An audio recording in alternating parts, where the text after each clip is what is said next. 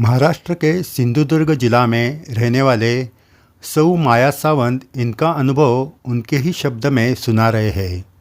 सौ सावंत जी ने कहा, अगस्त सितंबर 2009 में स्वाइन फ्लू का फैलाव मुंबई, पुणे के साथ और शहरों में था। मेरी बेटी सौ ज्योति नरेन बाबर, इसको भी उस वक्त बुखार आया था।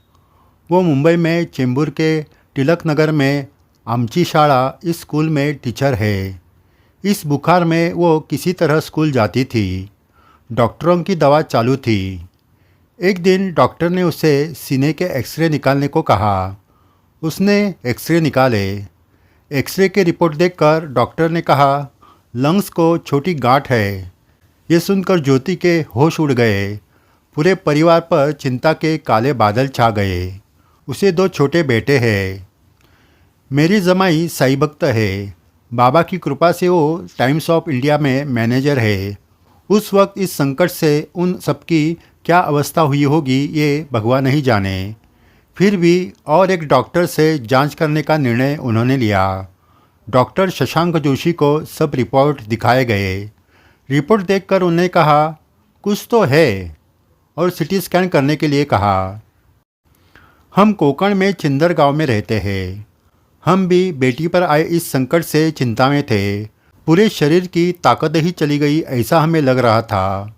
श्री साईं बाबा को कहा, मेरी पूरी आयु ज्योति को दीजिए, उसके प्राण बचाइए।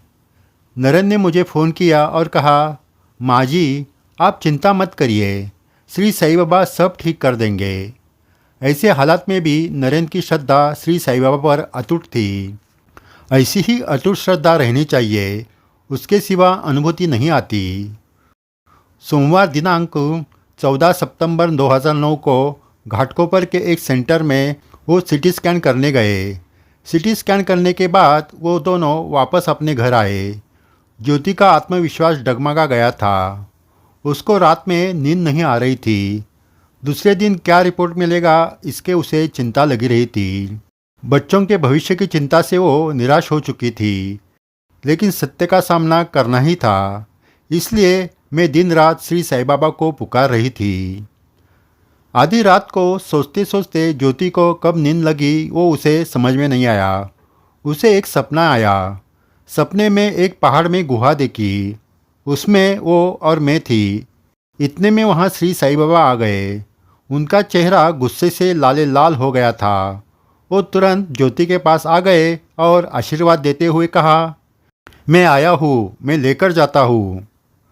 थोड़ी देर में ज्योति के शरीर से एक तेजोविलय निकल गया। बाबा अदृश्य होने के बाद ज्योति की नींद खुल गई। उसका सारा बदन पसीना पसीना हो गया था। मन शांत हुआ था। सुबह उसने नरेन को स्वप्न दृष्टांत बताया। वो बहुत खुश हुआ, लेकिन मन में रिपोर्ट का डर भी था। रिपोर्ट दोपहर को मिलने वाला था।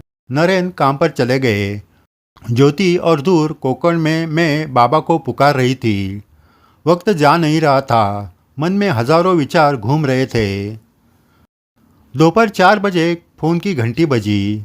रिपोर्ट क्या मिला ये सोचकर हाथ पांव कांपने लगे। किसी तरह हिम्मत करके फ़ोन उठाया। नरेन का फ़ोन था। वो हंसते हंसते खुशी से कहने लगा, माँ जी बाबा पूरी बीमारी लेकर गए। एक्सरे में लंग्स को गांठ दिख रही थी, लेकिन सिटी स्कैन में वो नहीं दिखी। डॉक्टर भी रिपोर्ट देखकर हैरान हो गए हैं। अब ज्योति की तबीयत एकदम ठीक है। नरेन बोल रहा था और मेरे आंखों से खुशी के आंसू बह रहे थे। ऐसी अपनी साई माऊली है। बाबा ने ही कहा है कि मेरा भक्त कितने ही बड़े संकट में फंसा हो तो उसमें से मैं उसे निकालता ही हूँ। इसकी अनुभूति हमने ली। श्री साई चरणों में हमारे कोटि कोटि प्रणाम। जय साई राम। साईं बाबा के अनुभव आज भी भक्तों को आ रहे हैं। आगे भी ऐसे अद्भुत अनुभव आपको सुनाए जाएंगे। अगर आपने ये चैनल सब्सक्राइब नहीं किया तो ज़रूर कीजिए। वीडियो शेयर करके अपने बाबा की लीला सुनाएं। ये सही सेवा है। जय साईं राम।